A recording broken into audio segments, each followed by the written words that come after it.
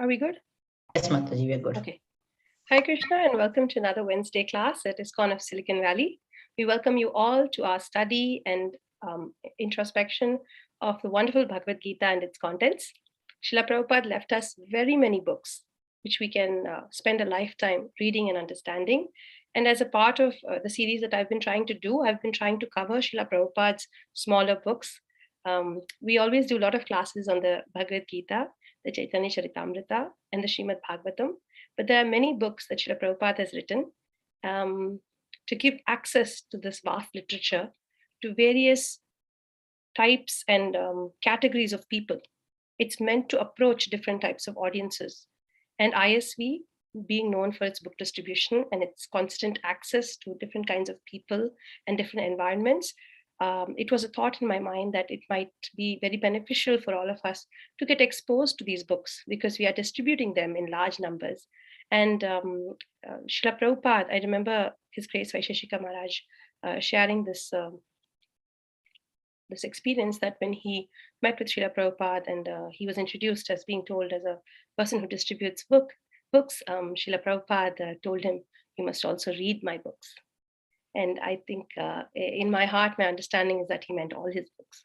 So with my little effort to add to that instruction, to follow that instruction, and to serve Guru and Parampara, I'm trying to cover all of the other books that Srila Prabhupada has done. We did the Light of the Bhagavad, we did Birth and Death, we've done a lot of books. And now today we will be doing a very special book. It is called Beyond Illusion and Doubt. So this is the book that talks about philosophies, about different philosophies and the way they are similar and they digress, or they are contrasting with Srila Prabhupada's presentation of Krishna consciousness. Srila Prabhupada had this opportunity to have a discussion about different Western philosophies. And in the process of this discourse, in the process of this dialogue between him and his disciples, we were able to get a wonderful book. So before we get to the main chapter of the day, we will start with Pranam Prayers. Nothing is possible without the blessings of Guru, the Acharya, and the Vaishnavas. So we don't have the visual PDF of the mantras that we usually say, the invocation mantras. They ask for blessings, they ask for support. And of course, it's a spiritual process, and therefore we take permission before we choose to present or preach anything. So let's start with the Vachan. Om Ajnana Timirandasya Jnananjala Shalakaya Chakshurunmilitam Yena Tasmai Shri Guruve Namaha Shri Chaitanya Manobhishtam Stapitam Yena Bhutale Swayam Rupa Kada Mahyam Tadati Padantikam Vandeham Shri Guru Shri Yuta Padakamalam Shri Gurum Vaishnavamsha Shri Rupam Sagrajatam Sahagana Raghunathanvitam Tam Sajivam Sadvaitam Savadhutam Parijana Sahitam Krishna Chaitanya Devam Shri Radha Krishna Padan Sahagana Lalita Shri Vishakhan Vitamscha He Krishna Karuna Sindhu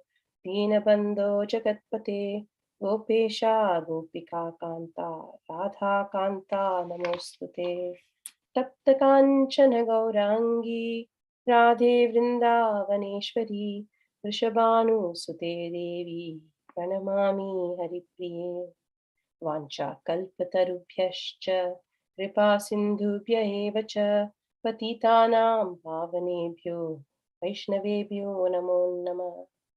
Jai Shri Krishna Chaitanya Prabhu Nityananda Shri Advaita Gadadhara Shri Vasadi Gaura Bhakta Vrinda. Hare Krishna Krishna Krishna Hare Hare Hare Rama Rama Rama Hare Hare. These prayers that we invoke, the blessings and auspiciousness, the permission we take from our acharyas, from our guru before we start these this lecture, this discourse. They are all in Srila Prabhupada's Bhagavad Gita. Srila Prabhupada made sure that we had everything available. It was his deep desire to see us spread, to follow in his footsteps, to spread Krishna consciousness far and wide. And we don't notice it very easily, but as I study and as I spend time, I realize he's put a lot of thought and heart into making sure that everything is available for us. No matter what kind of situation, no matter what kind of position we're in, we always get to cover it if we have read all of his books. So if you want to refer to these prayers, they are in his Bhagavad Gita in the introduction. We usually read them just before we start. So along with that, we also do a Jai Radha Madhav prayer. It's a song. Mataji, do you have the prayer? For what, Mataji? Jai Radha Madhav? I can look on the share it. Just give me 1 second. I can wait.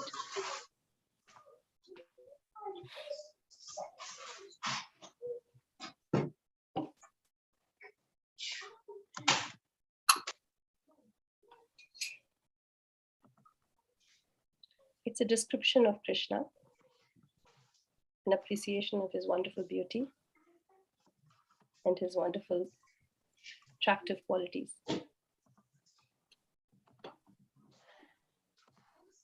Yes, Mataji, I'm just playing it. Okay.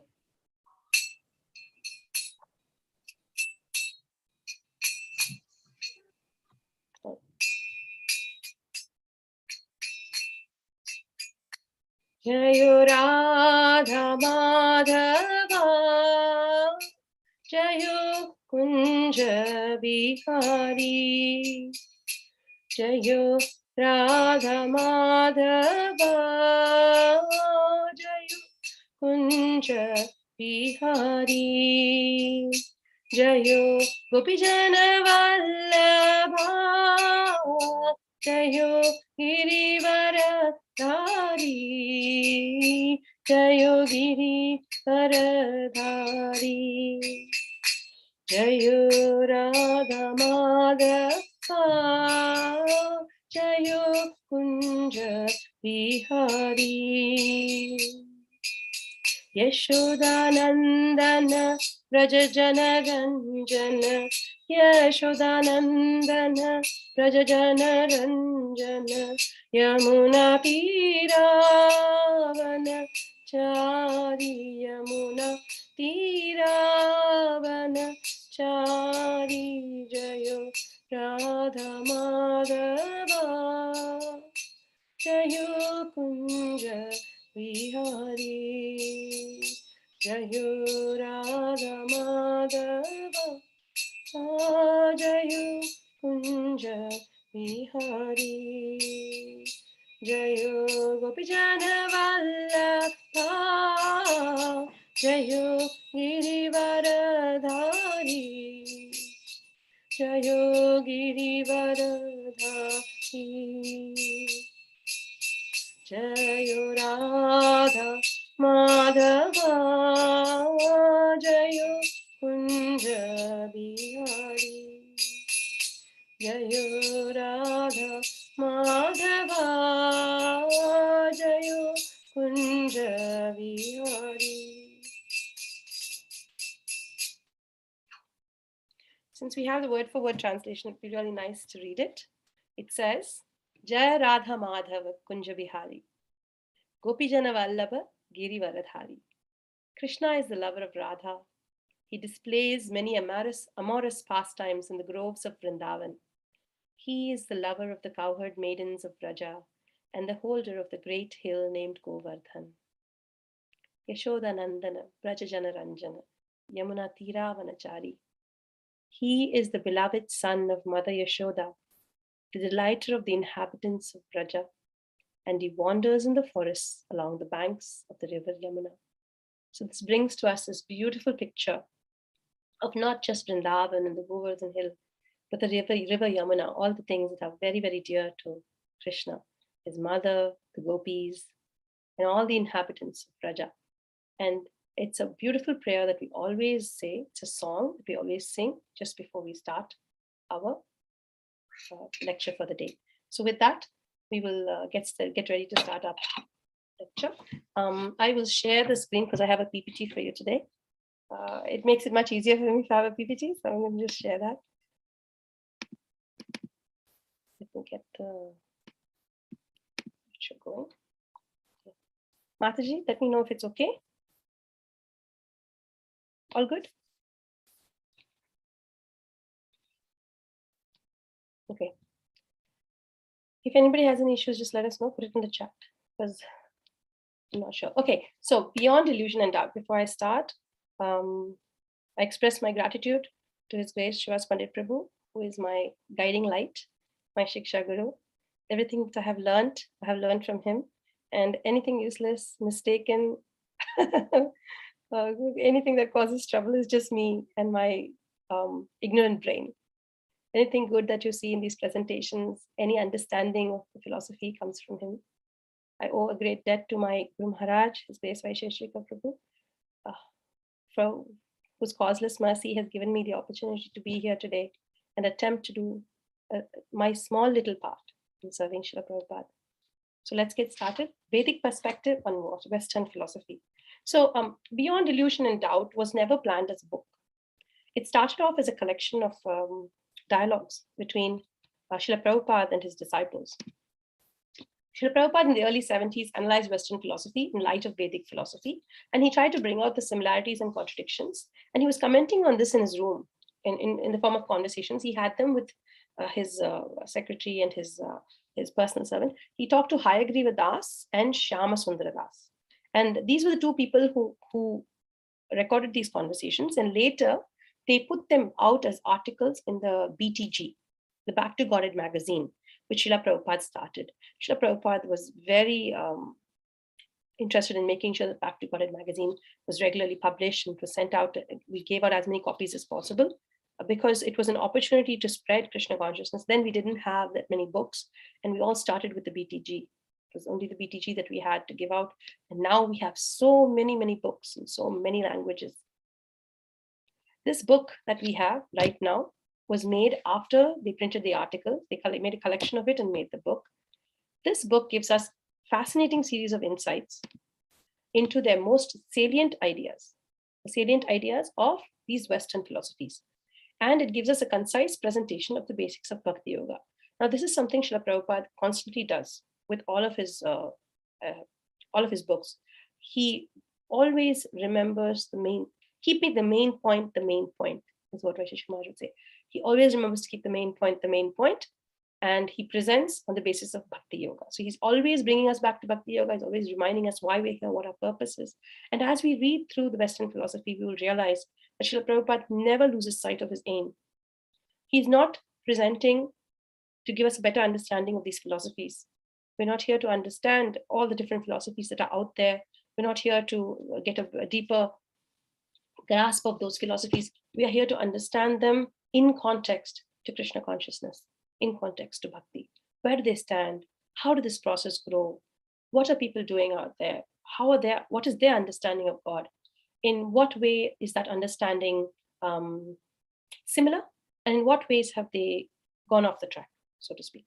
So it's fascinating to see these insights because Srila Prabhupada never does anything in half measure. He gives us a wonderful collection of thoughts here. And he has covered quite a few philosophers. He starts from Socrates and all the way down to Carl Jung. We have about 15 different philosophers here. It covers the Greek philosophers. The first three would be Socrates, Plato, and Aristotle. And beyond that, he goes on to cover the Christian preachers, some European thinkers, some great scientists, and a psychologist. When it comes to Carl Jung, he touches on psychology. And today, unfortunately, this book cannot be covered in a day. The subject matter is too vast, especially because we're dealing with different philosophies. And it takes time even to grasp the basic fundamentals of the philosophy. And it takes even more effort to compare them with what Srila Prabhupada is trying to say. So it makes sense to go slow and steady. So today I've just selected the Greek philosophers, the first three in the series. We will be talking about the three great philosophers, Socrates, Plato, and Aristotle, and take a look at what was their way of thinking, what was going on. We're picking their brains basically to see how they thought, what was their understanding, And in the process, we get a better picture, better understanding of bhakti for ourselves. So let's keep going. So the introduction. In the introduction to this book, we are covering, there's some points that are covered. Initially, it talks about philosophy. And remember, this book was not fully written by Prabhupada. It's a book of conversations Prabhupada had. So the introduction is by his disciples. And in the introduction, they talk about philosophy. They split it down. Ashok Maharaj loves to split downwards to figure out the exact meaning. It's very important to know what you're talking about. And here, philosophy has two parts. Philo, which is love, and Sophia, which is wisdom. And philosophy is the love of wisdom or knowledge. Somebody who enjoys thinking and understanding. It relates to the original question, what's it all about? So there's this really famous song. I had to go back and find out because I never heard it. What's It All About, Alfie is a song sung by Bert. It's a song written by Bert Bachar. And it talks about, it's a philosophical song that talks about, what are we doing here? What is this all about?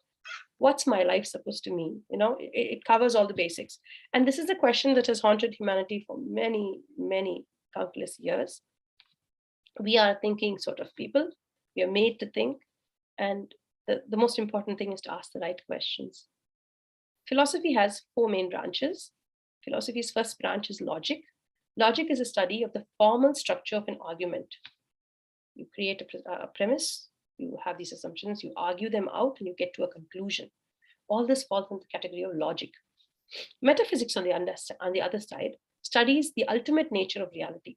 What is reality? What we perceive, what do you think exactly exists? That would fall into the category of metaphysics. Now, though the book says these are the four, I've noticed that when we check online, it slightly changes. Epistemology is still there, logic is there, axiology is there, but some of them have switched out when we study the branches of philosophy. Epistemology is the science of how we know things. How is it we understand it? How does our brain accept certain things? How do we know what we know is the right question. And that's what epistemology covers. Axiology studies values and ethics. Human values, human ethics. So these are the four branches of philosophy as covered by the introduction in the book. And it's very important to remember that they are not self-exclusive. Sometimes when working with philosophy, we'll notice that it covers 2-3 types of philosophy. There's no real boundary line between these definitions of the branches. They tend to overlap. So most people will not go into figuring out which branch it is or dissecting philosophy like that. They try to get the overall understanding and meaning of the philosophy. Now, Western philosophy is a little different from Vedic philosophy. Western philosophy works with individual speculation. I, as a person, sit and think. I ponder, I contemplate, I ask questions, I interact, and through my realizations and my experiences, my understanding, I create this understanding of the world as I see it, of the universe, of reality, and in that way, I build my philosophy. Vedic philosophy, on the other hand, recognizes this. It says this is the path. It's true. It's an ascending path. So Vedic philosophy accepts this, but it says this is an ascending path where you start bottom and head upwards. I think, I share, and therefore it spreads. I go upwards, like I figure something out, and then I share it with others, I reaffirm, and in that way the philosophy spreads. There's another path, says the Vedic philosophy. There's another path that is a descending path. A descending path is where, ascending is where I start from me and I reach the highest understanding. Descending path is where it comes from the highest point down to me. So the descending path is what we follow in Vedic philosophy. It's a better path. It is basically our parampara system, where the original authentic knowledge comes down from the original source. And through the process of parampara, it is passed down from preacher to preacher, down the disciplic succession, down to me. So the question is, what's the difference?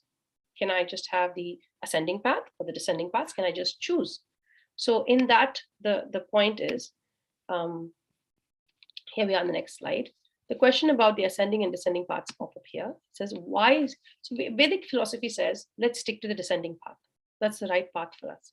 And the question is, why is the descending path better? It says, see, when we give you an instruction saying, oh, it came down, it's passed down from the parampara, Srila Prabhupada, it's very important for us to understand that this is not just dogma, it's just not written scripture that we just follow blindly. There is logic and reasoning to this. If we follow what is passed down to us, we will ourselves ascertain the truth and applicability of this process. An ascending path is me individually speculating. The question is, I as a human, how well can I effectively speculate? So it brings us down to the point that a human being, Srila Prabhupada explains the Bhagavad Gita very nicely, has 4 basic inborn defects.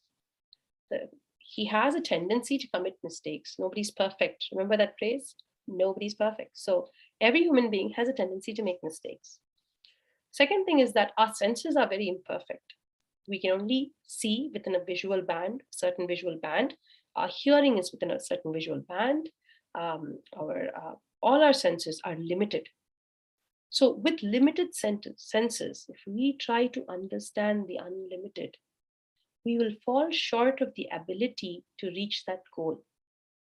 So in us being ourselves, depending on ourselves to understand everything may not be the best path. A descending path hands down perfect knowledge. It comes down from the perfect source, comes from Krishna itself. So when it's being passed down, and because it's in a disciplic succession, it's being passed down as it is. Nobody's modifying or changing it. And in that process of being passed down, it stays pure and uncontaminated. So for us, when we receive it, we're actually receiving it directly from a reliable source, a trustworthy source. The ascending path, on the other hand, takes a lot of time because we basically are blinded. We don't know where we're going. It's like a blind man feeling his way through a room. You can never be sure if he finds the door. And as we go through an understanding of the Greek philosophers and their philosophy, this will be highlighted in a very beautiful way. By the time we reach the end of this conversation that we have today between you and me over this book, we will realize Srila Prabhupada is right, and the path that we're on is pretty much the best way forward. So let's see what we have. Let's start with the first philosopher. I did have pictures of the philosopher, but they're all like busts. They're all marble busts, and I wasn't quite sure if it was making any impact. So we just stuck with writing. It's a bit dry because of a lot of writing, but I'll try to keep it as entertaining as possible. So Socrates, we're going BC, so the numbers are in reverse. It's a downward trend because we're hitting 0, and then we start going back up. Socrates, 469 to 399 BC. Socrates is one of the most famous philosophers. His philosophy is what started everything for us. It's he's one of the most prolific philosophers. His ideas on philosophy are the basis of most of what we do, especially his work on logic, discussion, and the ability to take a point and logically understand it to a conclusion was all given by him. He had this process. This process was considered the most effective. In the time that he lived, there used to be sophists. Now, sophists were the people, their way of thinking was that they used to question this absolute concept. For them, right and wrong was relative. It depended on an individual's current opinion or social situation. So it was flexible, it was malleable.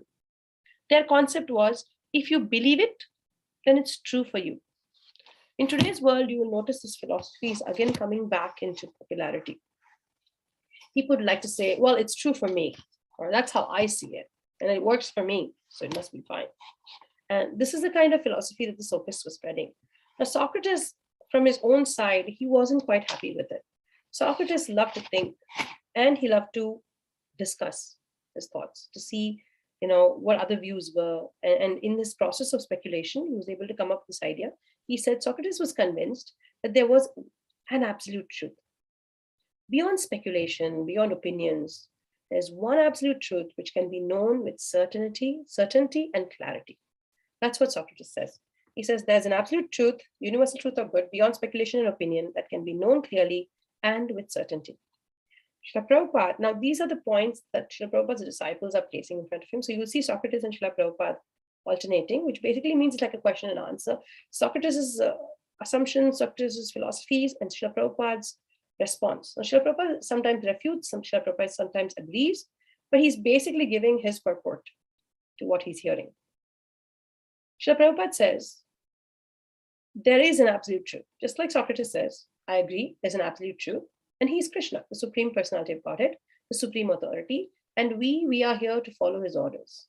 Whose orders? The orders of God. And in this way, Srila Prabhupada brings up these beautiful shlokas, a huge list of them he has. And the first one he pulls up to explain this is Srimad Bhagavatam 6.3.19. It's found in Bhagavad Gita 4.16 purport. It's Dharmam tu sakshat bhagavat pranitam navai vidur rashayo napi deva na siddha mukhya ashura manushya kuto nu vidyadara charanatya. What is Srila Prabhupada trying to tell us? He says, real religious principles are enacted by the Supreme Personality of Godhead. Although fully situated in the mode of goodness, even the great rishis who occupy the topmost planets cannot ascertain the real religious principles, nor can the demigods or the leaders of the Siddhaloka, to say nothing of the Ashuras, ordinary human beings, Vidyadharas, and Charanas. He basically says real religious principles are given only by God. Even the smartest, greatest cannot ascertain the real religious principles. They cannot create them. It can only come from God. It's God's law. So he says dharma, an individual's duty. It's a duty fulfilled by observance of custom or law. So duty is an individual's, dharma is an individual's duty fulfilled by observance of custom or law. Basically, it is God's law. So when we create a philosophy, and the philosophy is in harmony with the Lord's directions, then it becomes perfect philosophy. If we take it upon ourselves to create our own kinds of philosophy, trying to understand things our way and adding our kind of like flavoring the mix with our own flavors, then we end up manufacturing a religion, and manufactured religions are not acceptable. It's just not possible. When you create something like that, it is not effective. It will not be the right religion. It will not take people where they need to go. It is called Kaitava Dharma, or cheating religion. The dharma that we follow from that kind of religion will not give us the result that we need. So the sophists, they like to assume that truth is relative to time, place, and so on. Today's truth may not be tomorrow's truth, or the truth here may not be the same as the truth there. And Srila Prabhupada refutes this. He says, God is absolute truth. It's the material world or the cosmos that is a relative truth. And he brings this up by bringing the example of heat and fire.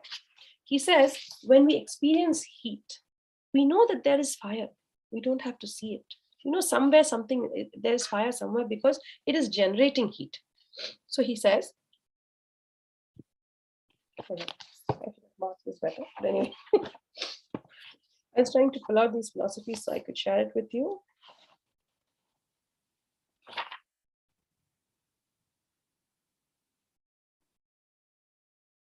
So I think I lost it. Okay, when I find it, I'll bring it back. So for him, heat and fire are basically an example of absolute and material. A relative truth is dependent on the absolute truth. That is his understanding. So he says, a mirage exists in a desert only because there is water. Water exists. If water didn't exist, the idea of a mirage is futile. How can a mirage exist? We see a mirage because we know water exists. Do you understand what I'm saying? So in that sense, he's explaining that the relative truth exists because there is an absolute truth. You cannot have only relative truth. It cannot exist on its own. And this is his rebuttal or refuting the sophist thought that, truth is relative to my personal experience. It's not true. It says, Socrates, on the other hand, he doesn't appreciate this. He says there is absolute truth and we depend on that. Prabhupada says there can be relative truth, but it will always be dependent on the absolute truth. Socrates encourages self-examination. His method of awakening this knowledge is meutic, that of a midwife. So if you look at it further, he says, Socrates' concept is that the soul knows, it just forgot. He says the soul has to recollect or remember the truth and bring it out by itself. The teacher helps by directing, prodding, and encouraging the soul to do so. But basically, this process of recollecting or remembering the original truth has to be done on its own.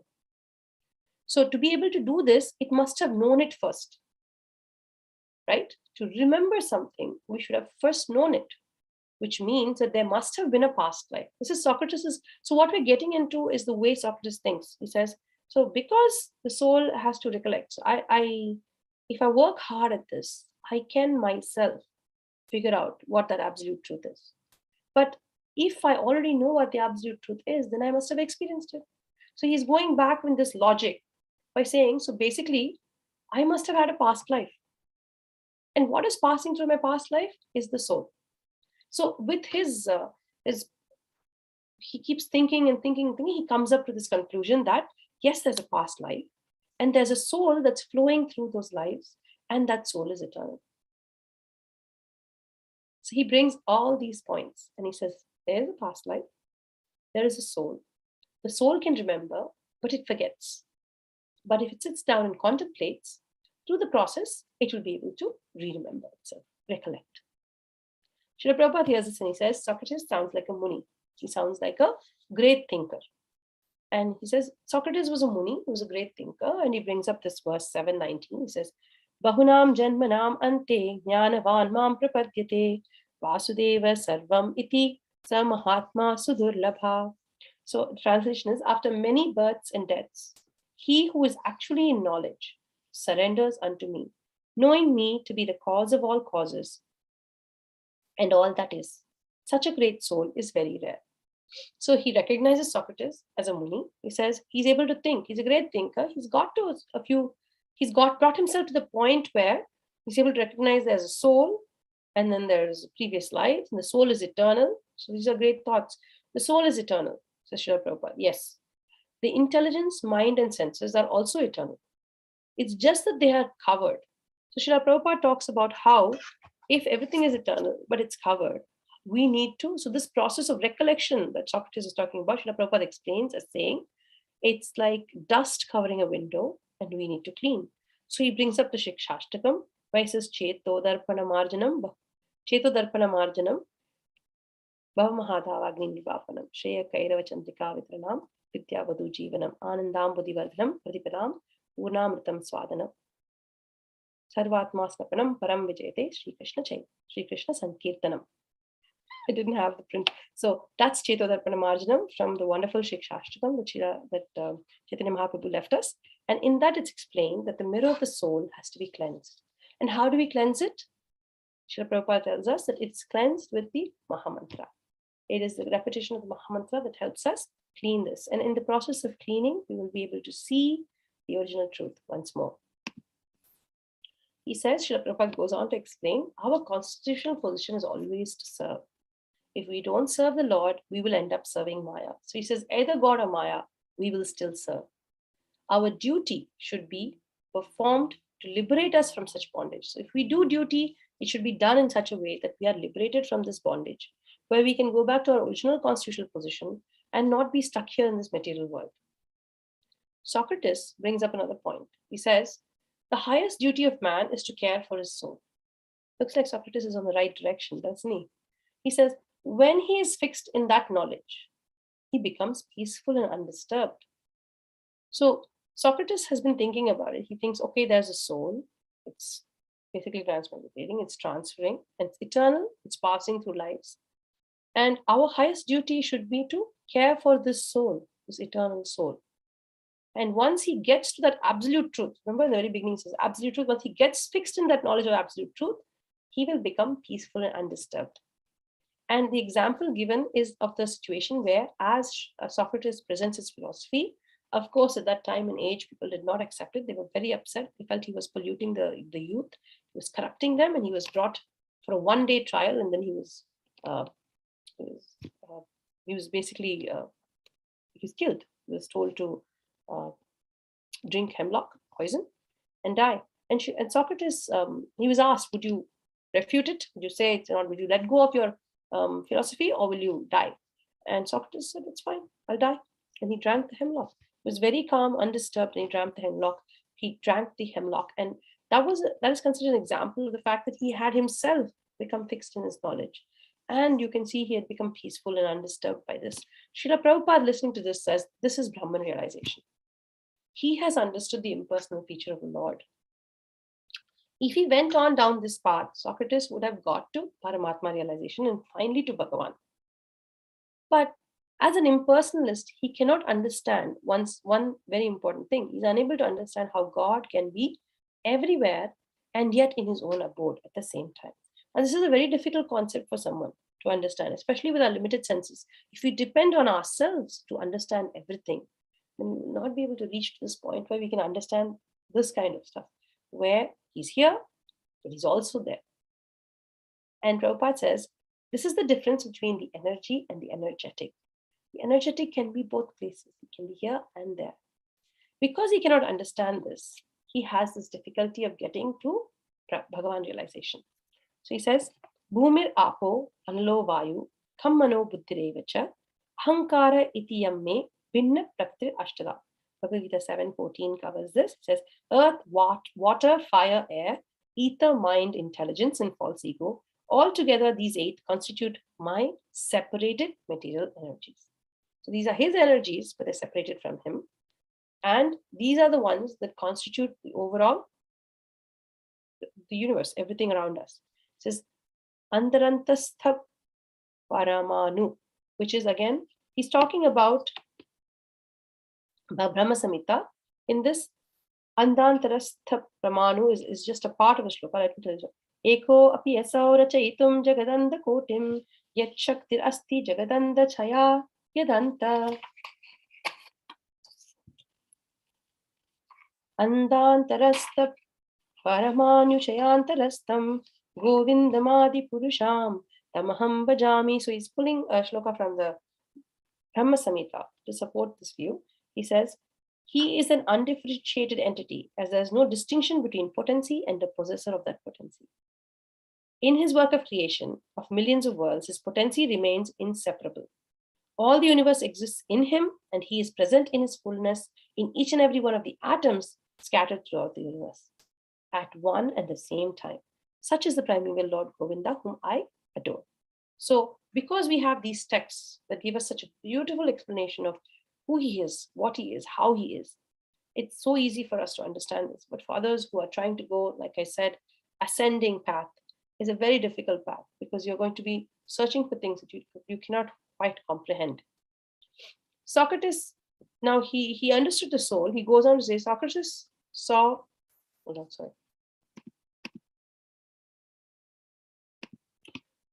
Socrates saw goodness and knowledge as inseparable. So for Socrates, he thought goodness was the thing. He thought goodness and knowledge are inseparable. All virtues are one thing. All virtues are one thing. They all come together. And what is the one thing in which all virtues come together and subside? It is knowledge. So for him, knowledge was supreme. He said, by understanding, by getting this knowledge, I would be in a mode of goodness. So he saw goodness and knowledge as inseparable, and he saw all the virtues come together in knowledge. So when he says this, Srila Prabhupada explains that this is the mode of Sattva-gun. Sattva-gun is a position from which we can receive knowledge. So he says, if you are in that mode, then accepting knowledge would be very easy for you. He says, how do you get to Sattva-gun? That is the question. Because once you get to Sattva-gun, this kind of understanding becomes very natural. And he pulls out Srimad Bhagavatam 1, 2, 18 and 19 to support this. He says, Nastar prayeshu abhadreshu nityam bhagavata seveya bhagavati uttama shloke bhaktir bhavati naishtiki. So as you see, as we keep going, this is Srimad Bhagavatam 1, 2, 18, and then 19 says, Tata rajas tamo bhava kama lobhadayaschiye chete teranavittam sitam sattve prasidati. Translations being, by regular attendance in classes on the Bhagavatam, by rendering of service to the pure devotee, all that is troublesome in the heart is almost completely destroyed. Attendance in Bhagavatam classes and serving a pure devotee. By these two things, all that's troublesome in the heart is almost destroyed. And loving service to the personality of Godhead, loving service to Krishna, who is praised with transcendental songs, is established as an irrevocable fact. So just by doing these two things, we will get to that state of Sattvagun where our faith in Krishna will be strong and we will not be disturbed by all the other things that stop us from getting there. Because we are regularly reading the Srimad Bhagavatam and serving a pure devotee. 19 goes on to say, as soon as this irrevocable loving service is established in the heart, the effects of nature's modes of passion and ignorance. So Sattvagun is the goodness, and the lower modes of passion and ignorance, such as lust, desire, and hankering, disappear from the heart. The moment Sattvagun is established and we have placed love of God in our heart, we have this deep, irrevocable fact in our heart, then we will not be troubled by these modes of passion and ignorance. The devotee who is established in goodness becomes completely happy. Sitam sattve prasidati. So these two shlokas Srila Prabhupada pulls out to say that you can get here. The process is gradual, but it's certain. It's conclusive. If you start it, by the time you end it, it will happen. So Prabhupada